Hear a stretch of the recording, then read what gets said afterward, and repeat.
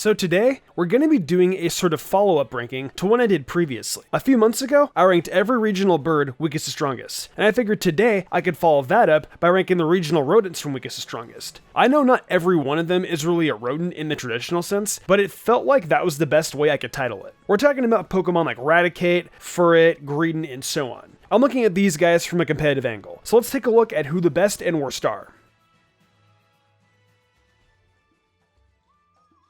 We start out this ranking with the weakest of the 8 rodents, and that has got to be Johto's Furret. Now, I know a lot of people actually like Furret a lot, and I completely understand that. It's possibly the cutest of the rodents. But of course, being cute doesn't exactly make you a great Pokemon. The thing about Furret is that it has decent speed and HP as its highlighted stats, and that isn't something you see very often. Though, like essentially all the rodents, it's just a normal type, so it doesn't have too many weaknesses outside the fighting type. It helps considering that means it just needs to rely on its defenses most of the time, but those aren't exactly incredible. It's only got base 55 special defense and 64 base defense, which means that even if it isn't weak to a typing, it's still probably going to get rocked by anything. Furret doesn't get much help from any of its abilities either, unfortunately, as all 3 of them are just not any good. Frisk and Keen-Eye just don't really offer much, and Runaway is entirely useless and competitive. Beyond that, it has an awful learn set, with probably Sucker Punch actually being the most interesting and useful move it gets. Its special attack is awful, and that just makes it even more unfortunate when you realize that most of its compatible TMs are special moves, and good ones at that. Furret just isn't good, and there's literally dozens upon dozens of Pokemon that outclass it, including the 7 other Pokemon that come after it. It's a shame, because again, look at just how cute this thing is.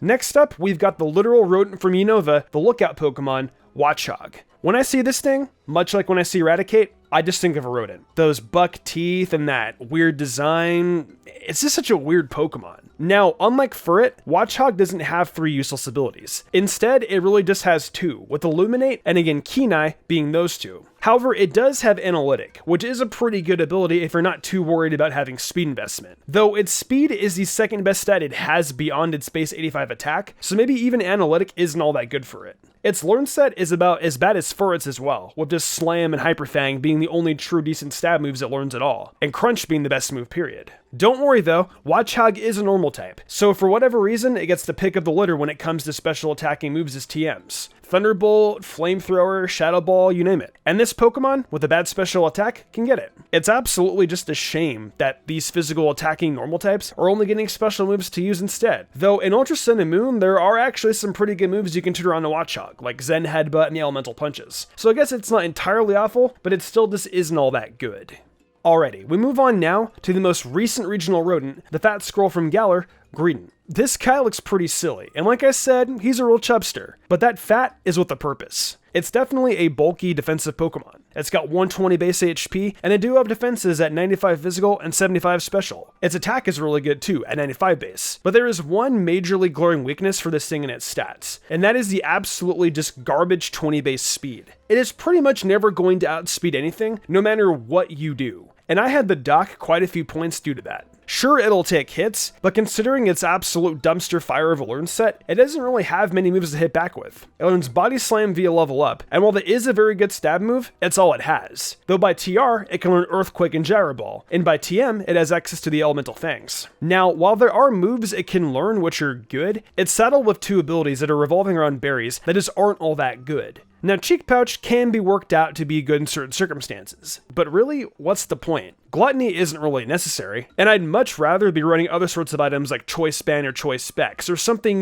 better than just a single berry for the sake of healing. Why not use leftovers? That makes a lot more sense to me. So while Greedent does have good bulk and strong moves it can learn, I don't really think its abilities and speed are salvageable enough to put it higher than number 6.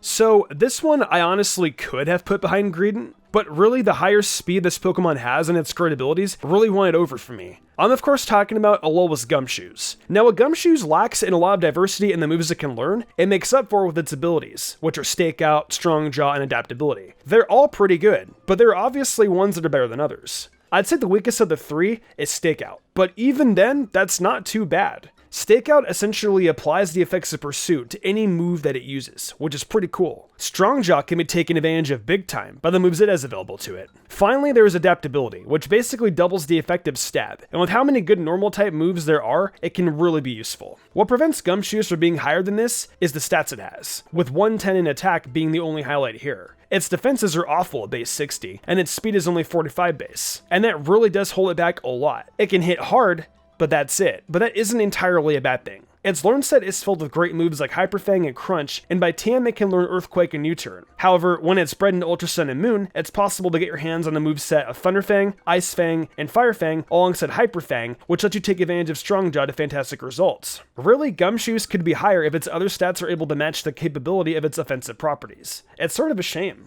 So we're opening up the top half of this ranking with the Pokemon that takes the 4th spot, Raticate, both its original and Alolan form. Now let's get the obvious out of the way first. It's got not so great stats. As a regular Raticate, its attack is just 81 base, and the Alolan form has a base 71 attack, while bumping up the defenses on both ends. Though the stats can be helped with the abilities both Raticate have. For Alolan Raticate, it has access to Hustle, which at the expense of some accuracy, will boost its attack by a stage. Raticate has access to that as well, and it makes better usage of it as it's pretty clear Alolan Raticate is more so a defensive Pokemon, while Raticate is the basic sort of attacker. I can further back that up with the hidden ability of Alolan Raticate, which is Thick Fat, an ability that is really only effective on the defensive side of things. The Cantonian Raticate has Hustle as well, like I mentioned, and also the always useless ability, Runaway. However, it also gets access to Guts, which I feel is the best ability to be found around the 5 different ones on the 2 forms of this Pokemon. Both of them have the same level up moveset and access to some different TMs on both ends. Though, if you slap a Flame Orb on a Raticate with Guts, it's going to hit very hard if it's got max attack investment, and that's what sets it a step above the Pokemon below it in this ranking. It'll be able to pull off good priority moves like Sucker Punch and Quick Attack, strong stab moves like Return and Hyper Fang, and even moves like Zen Headbutt, Throat Chop, and Iron Tail thanks to the move tutors. Raticate is really good if it's allowed to be, and that's why I wanted to give it the spotlight here on the upper half of these rankings.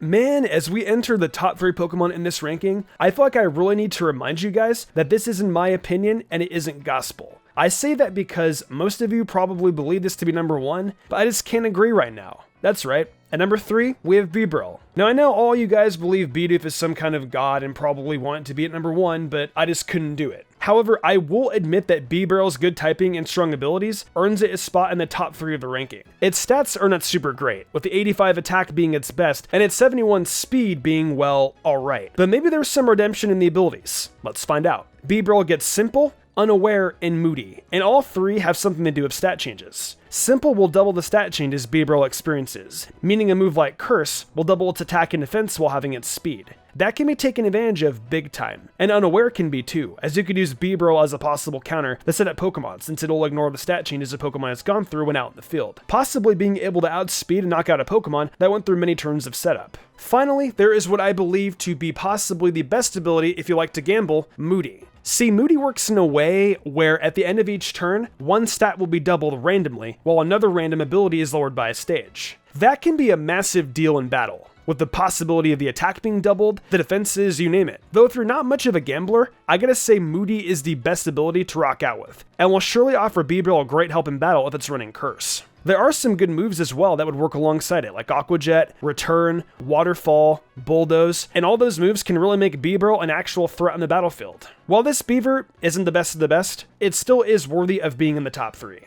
We've reached the penultimate spot on this list, and it is taken by the regular Old Linoon from Hoenn. I debated on writing about both Galarian and the original one like what I did with Raticate, but it feels like this is a bit of a different situation now, since Galarian Linoon can evolve while the regular one does not. So if we're just going based off the Hoenn Linoon, I think it's pretty obvious why it has ended up this high on this list. But if you're in the dark about that, I'll explain. Linoon is an incredibly fast Pokemon with 100 base speed, and its attack is a rather modest base 70. Linoon has access to the moves Belly Drum and Extreme Speed, one being a priority move with 80 base power, which is Stab, and the other being a move which cuts Linoon's HP in half and maxes out its attack stat in return. I'm sure you guys all know the legend of this Pokemon, as a priority boosted move on an already fast Pokemon with max attack is enough to one-shot its way through an entire team. There are of course other things you can do with Linoon, though what I mentioned here is the thing it's most well known for, and probably the best way for it to act out in battle. Its abilities are very lackluster, with Gluttony being the best, as a berry can be used to heal some of Linoon's HP when it's cut in half.